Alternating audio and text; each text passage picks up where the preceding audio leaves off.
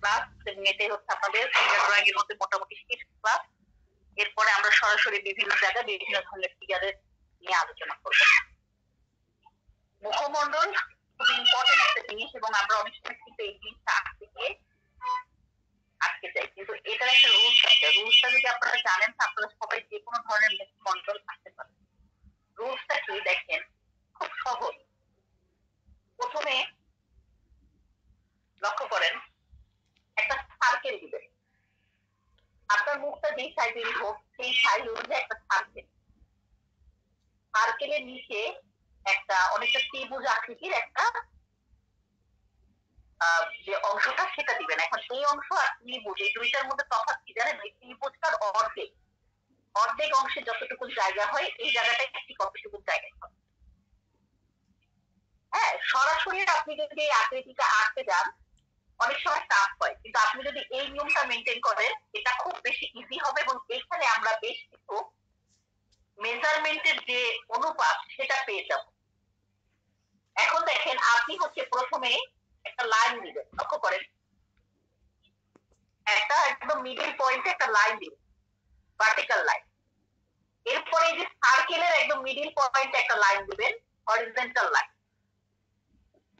এবং সার্কেলের যে নিচের অংশে একটা লাইন হবে, এবং এইখানে তো একটা আছে আমাদের, এখানে তো এটা তো আমাদের শেষ, তাই না? এখন লক্ষ্য করেন, এই সার্কেলের এখানে যদি লাইন দেই, তাহলে এখান থেকে এতটুকু যে পরিমাণ অনুপাত, ঠিক এই জায়গা থেকে এতটুকু সেইটুকুর অনুপাত। কেন? কারণ আমি বলছিলাম না যে এটার অর্ধেক, এই সার্কেলের অর্ধেক দিলেন। এখন দেখেন, এই যে দুইটা, এই যে লাইনটা দিচ্ছেন, এখানে দুই ভাগে ভাগ হয়ে গেছে, তাই না? এই যেটা আমাদের যে সার্কেলটা, এই দুই ভাগের যদি একদম মিডিল, আপনি একটা কল্পনা করেন, মিডিলটাকে একটা কল্পনা করেন, একটা লাইন দেন হালকা করে, মিডিলটাকে কল্পনা করে একটা লাইন দেন, একদম মিডিল পয়েন্ট আমরা দিলাম। এখন দেখেন, এই যে আমি যে লাইনগুলো আঁকছি, এই লাইনগুলো আমাদের ইন টোটাল যে ফেস আছে, এই ফেসের মেজারমেন্ট। যেরকম ধরেন আমাদের চোখ হবে প্রথম যে লাইনটা, ঠিক এই লাইনে, এই লাইন এবং এই যে লাইন, এই দুইটা লাইনের ঠিক মিডিল পয়েন্ট হচ্ছে আমাদের যে চোখ, সেই চোখ। এই দুইটা দুই পাশেই একদম সেম জায়গায়, তাইলে আমাদের এই লাইন অনুযায়ী দেখেন একদম সেম জায়গায় আমাদের চোখগুলো বসে গেল। হ্যাঁ, যেহেতু আমি দুই পাশে কিন্তু দুইটা লাইন দিয়ে দিচ্ছি, এবং মিডিলে যে লাইনটা, সেই লাইনের কারণে আমাদের এখানে কোনো কিন্তু ভুল থাকলো না, একদম মিডিলে বসে গেল। আচ্ছা, বসে যাওয়ার পরে দেখেন যে জিনিসটা ঘটবে, সেটা হচ্ছে এই যে জায়গাটা, এইটা হচ্ছে আমাদের নাকের অংশ বেশি। আমরা যে নাকের বক্স দিচ্ছি, আমরা সেখান থেকেও সরাসরি এখানে বক্সের মতন করে ড্রয়িংটা এভাবে করে আস্তে করে নামাইতে পারি। হ্যাঁ,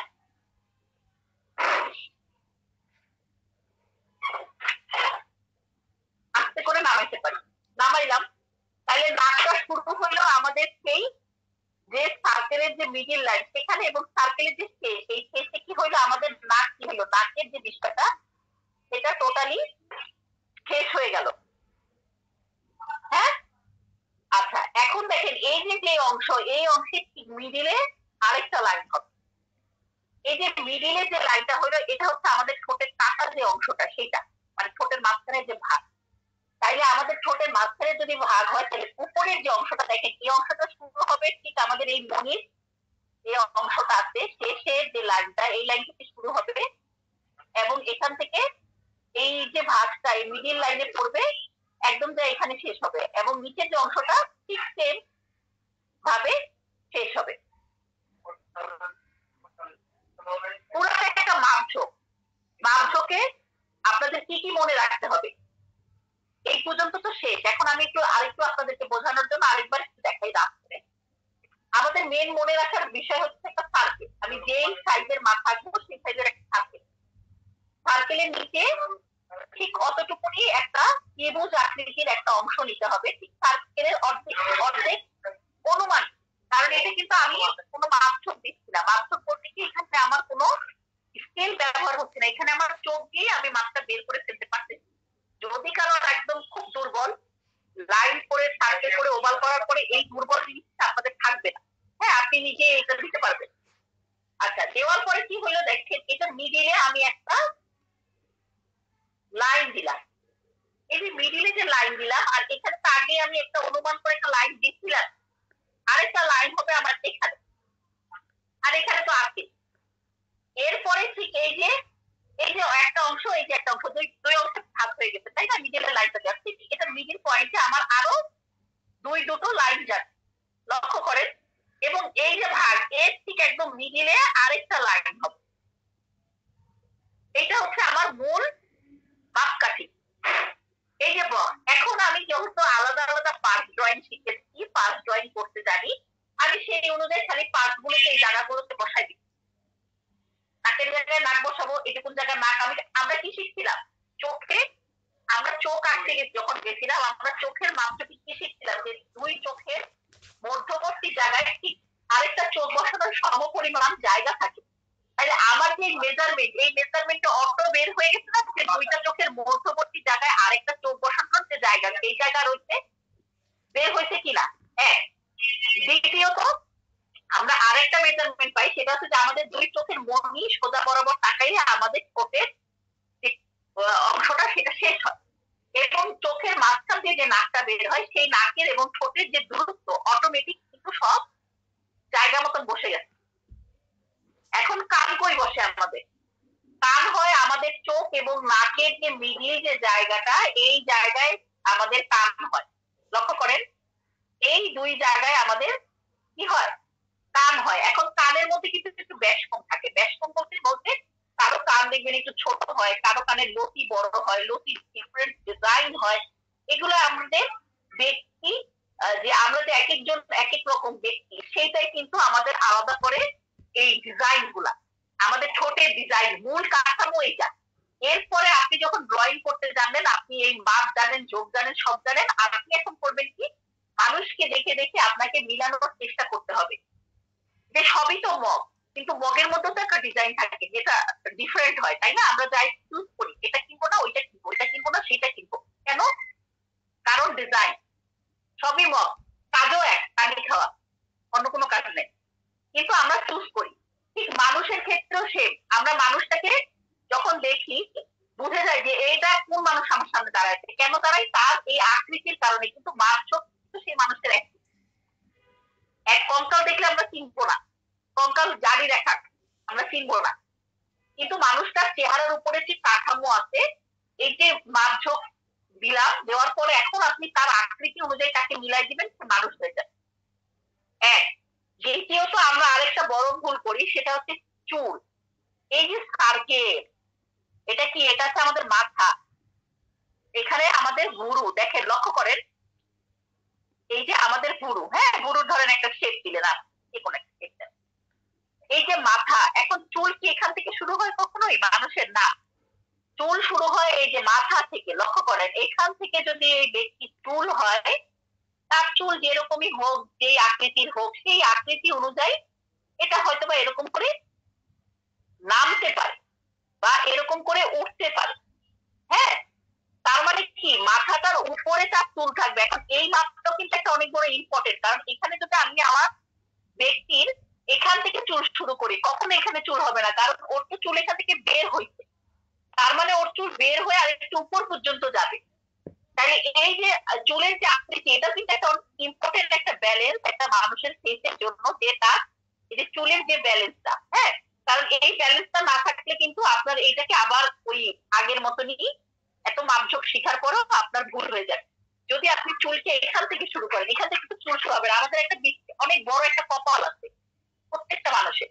কপালের পর থেকে তার চুলের যে ব্যালেন্সটা সেটা শুরু হলো। এখন তার চুলের বিভিন্ন রকম চুল হইতে পারে, সেই অনুযায়ী তার হয়তো বা একটু চিপা হইতে পারে, আরো খোলা হইতে পারে, ছেলে হোক মেয়ে হোক, এটাই হোক।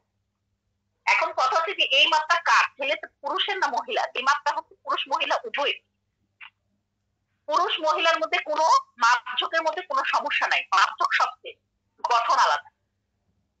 মাপঝোঁক সবচেয়ে একটু গঠন আলাদা হবে। গঠন আলাদা কি হবে? সবচেয়ে বড় তার যে মেয়ে না ছেলে বোঝার দুইটা দুইটা ব্যাপার। একটা হচ্ছে তার চুল, যেটা আমরা দেখলে বাইরে থেকে বোঝা যায় যে এটা মহিলা নাকি পুরুষ। আর একটা হচ্ছে তার দাড়ি মুখ। মোচটা একটা ইম্পর্টেন্ট জিনিস যেটা থেকে আমরা মেয়ে ছেলেটা বুঝি, কিন্তু নর্মালি যদি সে মেয়ে হয় তার দাড়ি মোচ থাকবে না, তার চুল বড় হবে। ছোট চুলেও দাড়ি মোচ না থাকে মেয়ে হইতে পারে। দ্বিতীয়ত পুরুষ মানুষ হলে তার দাড়ি মোচ হবে, চুল ছোট হবে। বুঝাইতে পারছি? তাহলে একই চেহারার মধ্যে আমরা মেয়ে ছেলে বানাইতে পারবো শুধুমাত্র এই দুইটা জিনিসের একটু পরিবর্তন ঘটাইলেই। নর্মালি একটা অল্প বয়সের ছেলে কিন্তু এরকম চুল দিলেই বুঝতে যাচ্ছে যে এটা একটা কি অল্প বয়সের একটা তরুণ, মানে একটা ছেলে। এখন ধরেন একটু বয়স্ক যদি আমরা বুঝাইতে চাই যে একটু এইজ আছে, ধরে নেন একটা প্রাপ্ত বয়স্ক বা একটা মধ্যবয়স্ক একটা লোক হয়ে গেল, মধ্যবয়স্ক একটা লোক। আর একটু বেশি বয়স বুঝাইতে চাচ্ছি, দাড়ি। তারপরে এর আগে আপনাদের ড্রয়িং এ আমি দেখাইছিলাম যে যত মানুষের চেহারার মধ্যে যে বলে না যে কি যেন বলে, কি যেন এই লাইন গুলাকে বলে, দাঁড়ান আমি ভুলে গেছি। যাই হোক, মানে এই লাইনগুলো মানে দূর করার ক্রিম বের হয় বা এই লাইনগুলো দূর করে বিভিন্ন সার্জারির মাধ্যমে। কেন? এই লাইনটাই হচ্ছে মানুষের বলি রেখা। এই বলি রেখা হচ্ছে, সরি মনে পড়ছে, বলি রেখা হচ্ছে মানুষের বয়স বোঝার একটা সিম্বল, সে কতটা এজ হলো। এবং শুধু এখানে বলি রেখা হয় না, এই যে তার টান টান যে স্কিনটা প্রথমে এরকমই থাকে, বয়সের কারণে এখানেও এরকম ভাঁজ পড়ে। হ্যাঁ, এই যে ভাঁজ গুলো দিচ্ছি দেখেন, দেখে একটা অনেক এজেড মনে হচ্ছে। একটু আগেই কি মনে হচ্ছিল তরুণ বালক, এখন সে হয়ে গেছে একটা বৃদ্ধ লোক, একটা খুব বৃদ্ধ একটা লোক হয়ে গেল, তাই না? কি কয়েকটা খালি লাইন দিলাম, কিচ্ছু না, কয়েকটা লাইনের পরিবর্তনে বৃদ্ধ লোক হয়ে গেল। চুলও কিন্তু আমি বয়স্ক বানাইনি, চুলেরও পরিবর্তন ঘটে, একটা বয়সের সাথে একটা সম্পর্ক আছে, চুল টুল সবকিছু। হ্যাঁ, তো চুলেরও পরিবর্তন ঘটে, কারণ বয়স্ক লোকদের চুল এত ফুরফুরা হয় না, ওদের চুলগুলো একটু ড্যাম টাইপের হবে। হ্যাঁ, যে ইয়ের সাথে লাগা থাকবে মাথার সাথে, এবং কি একটু আপনার লাইন গুলো, হ্যাঁ এখান দিয়ে এই আকৃতি হবে না, একটু লেগে যাচ্ছে। হ্যাঁ, তো সে বয়স্ক হয়ে গেল। এখন দেখেন মেজারমেন্ট যদি জানেন, আপনি একই মাপের মধ্যে খালি ওই যে বিষয়গুলো এগুলো লক্ষ্য করতে হবে যে কে কিরকম, কোন মানুষের কি ঘটে, আপনি চেঞ্জ করে ফেলতে পারবেন। এখন অনেকের মনে কোশ্চেন জাগবে যে ম্যাডাম তো পুরুষ মানুষ দেখাইলো, মহিলা তো আর দেখলাম না, মহিলা তো আমরা পারি না। আমি আপনাদেরকে একটা কথা বলছিলাম, দেখেন লক্ষ্য করেন, আমি এত মাপঝোঁকে এখন যাব না, মাপঝোঁক তো আমি যা দেখানোর আপনাদের দেখাই দিচ্ছি। আমি এখন সরাসরি এখানে ড্রয়িংই করি। হ্যাঁ, আমি ড্রয়িং করি, মাপঝোঁক আপনারা আপনাদের মতন করে তো শিখলেন, জানলেন, বুঝলেন। দেখেন আমি সরাসরি ড্রয়িংটা করতেছি। হ্যাঁ,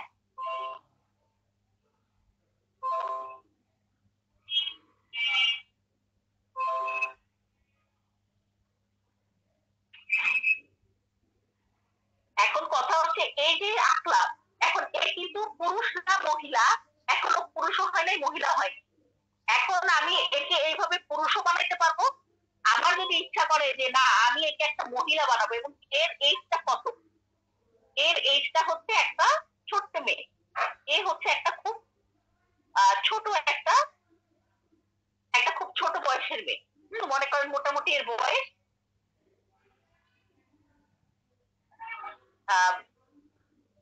10-12 বছরের মতন একটা এইজের একটা মেয়ে বানাইতে চান।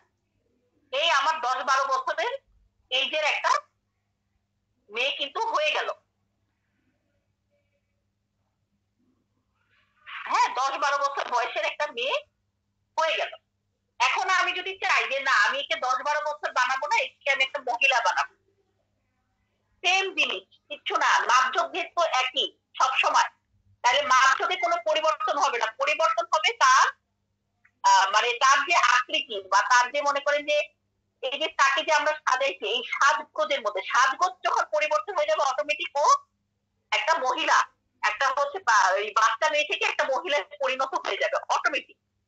হ্যাঁ, অটোমেটিক সে একটা বাচ্চা মেয়ে থেকে মহিলায় পরিণত হয়ে যাবে। এখন আমি ভাবতেছি যে না আমি আমার একটা বুড়ো মহিলার দরকার, বুড়ো মহিলা, পুরো লোক হোক আর মহিলা হোক, কাহিনী একই, ওই যে বলি রেখা, এই রেখাতেই ও বুড়ো হয়ে যাবে। হ্যাঁ, এই যে রেখা, এই রেখার মাধ্যমে ও ও বুড়ো হয়ে যাবে। এখন কথা হচ্ছে এই যে বুড়ো যে হইলো, এখন কিছু কিছু মানে ইন্টারেস্টিং বিষয় থাকে, যেমন বুড়ো মানুষদের ধরেন একটু দাঁত দেখা যায়, হ্যাঁ ঠোঁটটা একটু অন্যরকম হয়ে যায়, এগুলো হচ্ছে পরের বিষয়। কিন্তু নর্মালি আপনাকে মাপ আপনাকে মেজারমেন্ট অনুযায়ী প্রত্যেকটা এই যে পার্ট বসাইতে হবে। বসানোর পরে আপনি আপনার প্রয়োজন অনুযায়ী তাকে পুরুষ বানান, মহিলা বানান। এখন তো আপনি মিলাচ্ছেন না চেহারা। ধরেন সামনে একজন আছে, তাকে দেখে তার মতনই আপনি একটা মানুষ চাচ্ছেন, আপনি দেখে দেখে তার মানে একদম সে যেমন আছে তার চোখটা যেমন মিলায় বসাইতে হবে। কিন্তু যখন আপনার মিলানোর দরকার নাই, তখন আপনি যদি কিছু চোখের ড্রয়িং জানেন, কিছু মুখের ড্রয়িং জানেন, কিছু নাকের ড্রয়িং জানেন, আপনি একই জায়গায় একই নিয়মে একই মেজারমেন্টে কিছু মানুষ এঁকে ফেলতে পারবেন। আমাদের প্রয়োজন হয় না, যেমন ধরেন একটা দৃশ্য, গ্রামের দৃশ্য, এখানে 3টা লোক আছে, 3টা লোক তো একই বয়সের একই এজের হবে না, বা তিনটাই পুরুষ হবে না, কয়েকটা মহিলা হইতে পারে, একটা বাচ্চা হইতে পারে, একটা হইতে পারে কি পুরুষ লোক। তাহলে বাচ্চাও আপনার মাপ একই, মুখের মাপ সবার একই, ফিগারের মাপের ক্ষেত্রে যে বাচ্চাদের মাথা বড়, শরীরটা একটু ছোট, আর বয়সের ক্ষেত্রে ওই যে 8.5 ভাগ দিলেন। দেওয়ার পরে আপনি আপনার প্রয়োজন অনুযায়ী তাকে পুরুষ বানাইলেন নাকি মহিলা বানাইলেন, এটা একান্তই আপনার একদম ব্যক্তিগত একটা ব্যাপার। ঠিক আছে? তাহলে আপনাদের এখানে শিক্ষণীয় বিষয় কি? মাপ, পাঠ। এরপরে বাদ বাকিটা আপনার ইচ্ছা, আপনি কি করবেন। বিষয়টা ক্লিয়ার? কারো কোনো কোশ্চেন আছে এই জিনিস নিয়ে?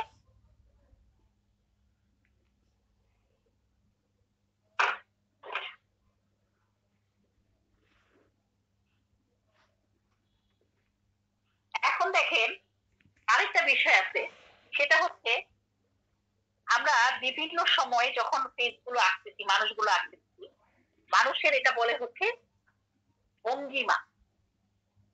ভঙ্গিমা জিনিসটা কি? কানের ড্রয়িং। আচ্ছা আচ্ছা, কানের ড্রয়িং। কানের ড্রয়িং দেখেন এরকম, কানটা কি জিনিস, এই আকৃতি, এই আকৃতিটা লক্ষ্য করে লাগে বললেন। আচ্ছা, প্রথমে আমাদের কানের এখানে একটা এরকম পেশি আছে, যেটা এই পর্যন্ত গেছে। এরপরে এখানে আরেকটা এরকম ভাঁজ আছে, যেটা এই জায়গাটাকে আলাদা করছে, এবং তারপরে এখানে আরেকটা এরকম অংশ আছে, এই আর কিচ্ছু না। এখন পিছন থেকে যদি দেখেন একটা মানুষের, ধরেন এই যে মাথার যে অংশটা, ধরেন এই যে চুল টুল তো থাকে, এখান থেকে আপনি খালি কানের এরকম একটু ড্রয়িং দেখতে পাবেন।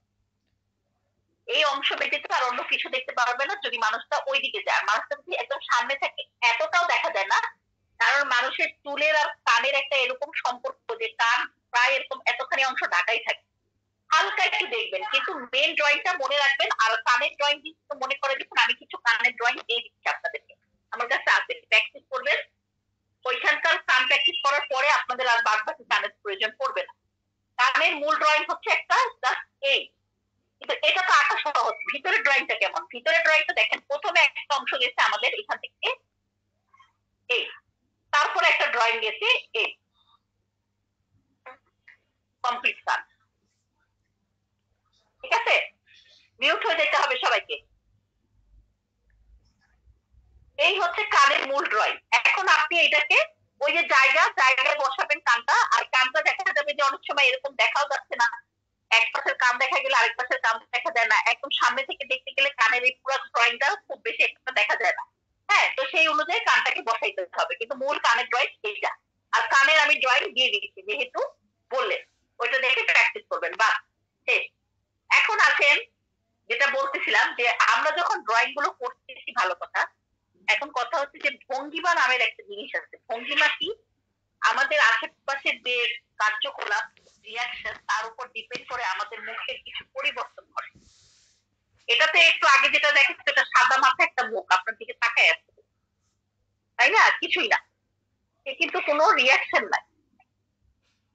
এগুলা কি একদম নর্মাল, আপনি কিছু একটা বলতেছেন, সে শুনতেছে, এই ধরনের। কিন্তু এখন কথা হচ্ছে যে এরকম তো থাকে না সবসময়, মুখ কিন্তু চেঞ্জ হয়, পরিবর্তন হয়। সেই পরিবর্তনটা নানান রকমের হইতে পারে। যেমন একটা মানুষ হাসলে, একটা মানুষ হাসলে তার মুখ কেমন হয়, একটা মানুষ দুঃখী, আপনারা অনেকে শুনছেন, অনেক পেইন্টিং এর মধ্যে এরকম আলোচনা গুলা কিন্তু আসে। তাইলে দেখেন, একটা যখন হাসি ফেস, আপনাকে প্রথমে আপনার মেজারমেন্ট সবসময় মাথায় রাখতে হবে, ওইটাকে কখনো ভুলা যাবে না। আপনার মাপ আপনি কখনোই ভুলতে পারবেন না, ওটাকে আপনি ঠিক রাখবেন। লক্ষ্য করেন, ওই মাপটা আপনার ঠিক থাকবে।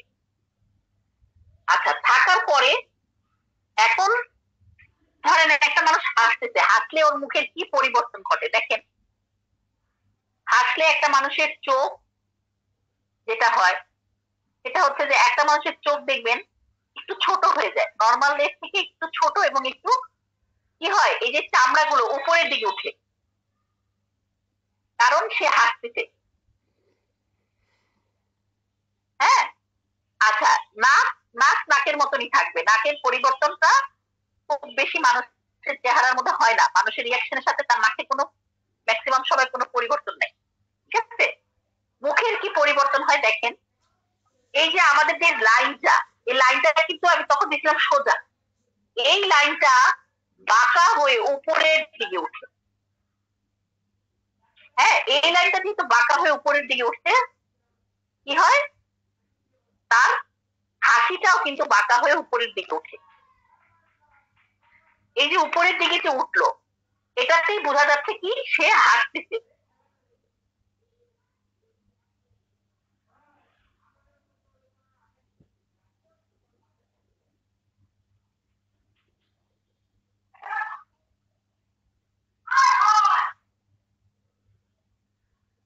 আমরা যে অনেক সময় দেখি না স্মাইলি ফেস, আপনারা অনেকে এইগুলা ওয়ার্ডের সাথে পরিচিত, বা অনেক জিনিস বাজারে বিক্রি হয়, স্মাইলি ফেসের মধ্যে কি দেখায় এরকম একটা চিহ্ন থাকে, তাই না, হাসতেছে। এই জিনিসটাই আসছে মানুষের এই মুখ এবং এই চোখ, এই দুইটার লাইন, মানুষের যে বলি রেখার যে লাইনটা আছে। আচ্ছা, ক্লাসটা কাটার সময় হয়েছে, এটা আবার জয়েন করে আপনারা সবাই জয়েন হন, আমরা আবার আচ্ছা, এখন কথা হচ্ছে যে আমরা যে ওই যে স্মাইলি ফেস দেখি, বা এই যে সিম্বলটা, এটা আসছে কোথা থেকে? এটা আসছে মানুষের যে এই যে মুখের যে লাইন এবং চোখের যে লাইনটা, এই লাইনগুলো আকৃতি যখন এরকম হয়েছে, এখান থেকে এই সিম্বলটা। এবং ওই যে আমরা যে এর আগে পাইলাম বলি রেখা, যেটা কিনা আপনার বয়সের সাথে বের হয়, এটা কিন্তু বাচ্চা বাচ্চা অবস্থা থাকে, কিন্তু সেটা তখন দেখা যায়, এবং সেটার পরিবর্তনটা তখন শুধুমাত্র আমাদের রিয়াকশনের সাথেই হালকা একটু বের হয়। বয়স্কদের দেখবেন এই লাইনগুলো আরো অনেক বেশি বের হয় যদি সে হাসে বা দুঃখ পায়, তুলনামূলক বড় মানে যাদের নর্মাল বয়স তাদের একটু কম বের। কেন? ওই যে তাদের বললাম যেটা।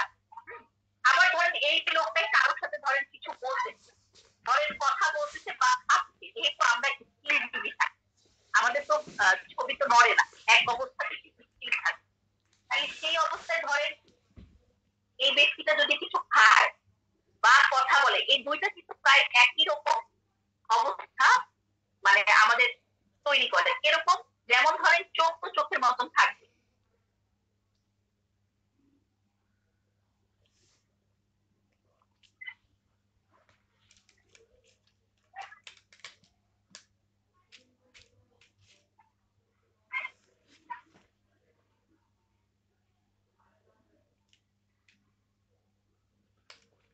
চোখ তো চোখের মতনই আসছে, তাই না, কানও কানের জায়গাতেই থাকবে, এদের কোনো রিয়াকশন কিন্তু কখনোই হয়। হ্যাঁ, এরা হচ্ছে এই সময় মানে চোখের তাও হয়, বাট নাক আর কানে দুটো ম্যাক্সিমাম একই রকম থাকে।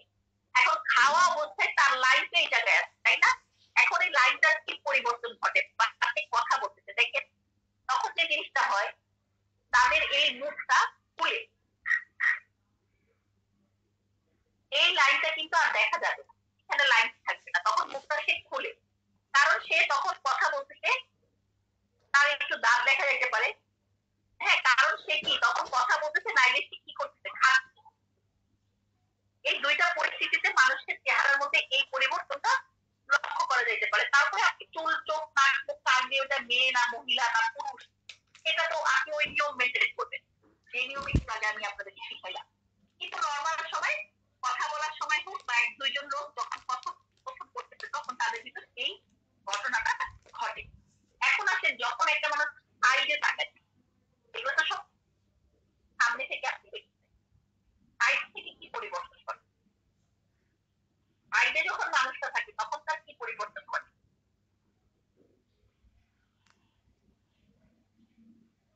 এই যে জায়গা, এই জায়গার কোনো পরিবর্তন ঘটবে? কখনোই ঘটবে না। কেন ঘটবে? কারণ আমাদের কুল্লিটা তো রাউন্ড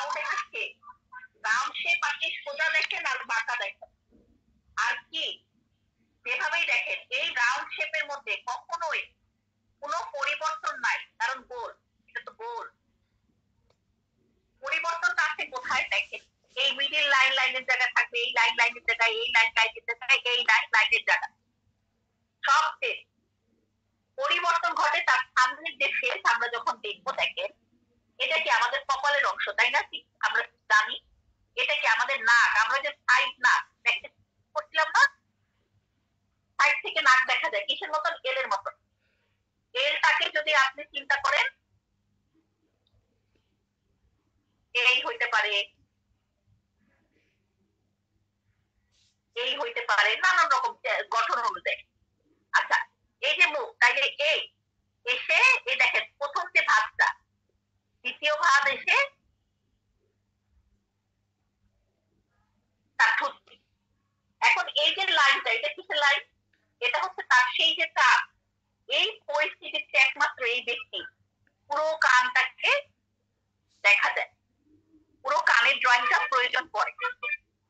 এই সাইড ফেসে একমাত্র এই ব্যক্তির পুরো কান দেখা যায়। এখন চোখ কোথায় হবে? দেখেন এই যে লাইনটা গেছে, এই লাইনে থেকে যে নাকে এই বরাবর তার চোখ, কিন্তু চোখটা কি এখন কি আর এরকম পুরো চোখ দেখা যাবে? তার পুরো সার্কেল দেখা যাবে? কখনোই তো দেখা যাবে না, কারণ সে এখন সাইড হয়ে আছে। তাহলে সাইড থেকে মানুষের এই যে সাইড, আমি দেখেছিলাম না যে একটা সার্কেল যখন সাইড থেকে অর্ধেক চোখ দেখা যায়, কিভাবে দেখা যায়? এই অর্ধেক চোখ তার দেখা যাবে, হ্যাঁ, এবং এখান দিয়ে তার যে ভুরু সেটাও অর্ধেক, ঠিক আছে? তার চোখও অর্ধেক, ভুরু অর্ধেক। এখন তার চুল কি? ওই যে চুল, ফুল চুলের মতন সাইড দিয়ে অর্ধেক অর্ধেক দেখা যাবে, এবং সামনে যে তাও এই গোলটা কিন্তু এতটা দেখা যায় না, কিন্তু যখন মানুষ সাইড থেকে হয় তখন তার মাথার এই অংশটা অনেক সুন্দর করে একদম অনেক বড় অংশ দেখা যাবে, হ্যাঁ, এবং এই যে গলা, গলার মতন হয়, এই তার চুল। এই হচ্ছে সাইড। এখন এই যে এইটা হচ্ছে ধরেন এদিকে তাকায় আছে, এখন আপনি বলতে চাচ্ছেন যে এ তো এদিকে তাকায় নাই, আমার মানুষটা ওদিক তাকায়, তাইলে কি হবে?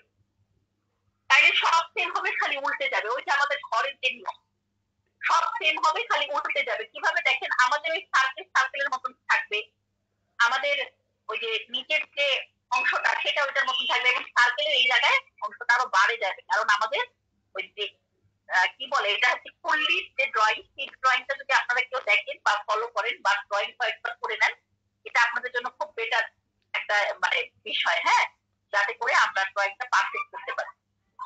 তাইলে দেখেন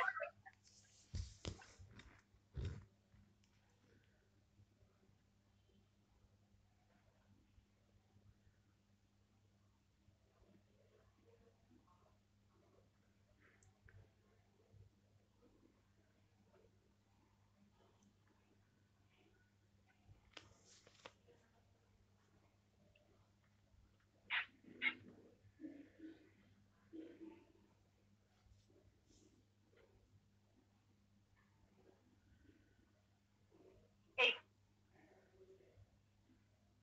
একই জিনিস খালি উল্টে যাবে, মানে এল তখন এমনি আসছে কি, এখন আমার এলটা এরকম হবে, ঠিক আছে? তো খালি উল্টে যাবে, সব জিনিস সেম থাকবে, জিনিসগুলো খালি উল্টে যাবে। এখন এই উল্টাউল্টি করতে গেলে হবে না, আগে পার্ট ড্রয়িং জানতে হবে। পার্ট ড্রয়িং জানলে আপনি উল্টাইতে পারবেন, বসাইতে পারবেন, কোনো সমস্যা নেই। রুলস জানলে আপনি কাজ করতে পারবেন, হ্যাঁ। এখন মানুষের মনে করেন যে বিভিন্ন রকম বিভিন্ন সময় বিভিন্ন ভাবে থাকতে পারে। এটা যেমন দেখালাম কথা বলা বা খাওয়ার সময় ফেস হতে পারে, এটা হাসির ফেস হতে পারে। তাই একটা মানুষ দুঃখী, দুঃখী এখন কষ্টে আছে বা কষ্ট পাইছে, তাইলে তার ফেস কিরকম হইতে পারে?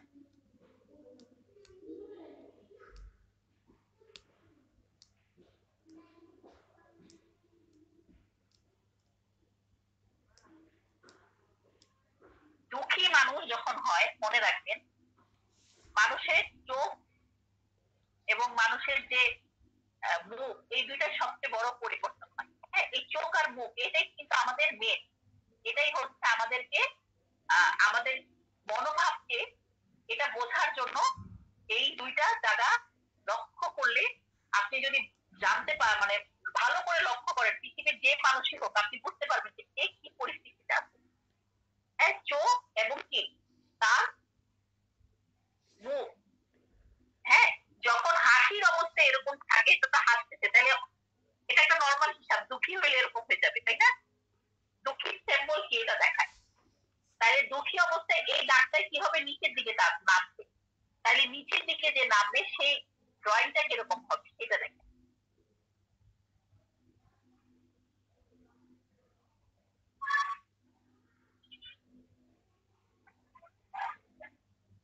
ড্রয়িংটা হবে হচ্ছে এই,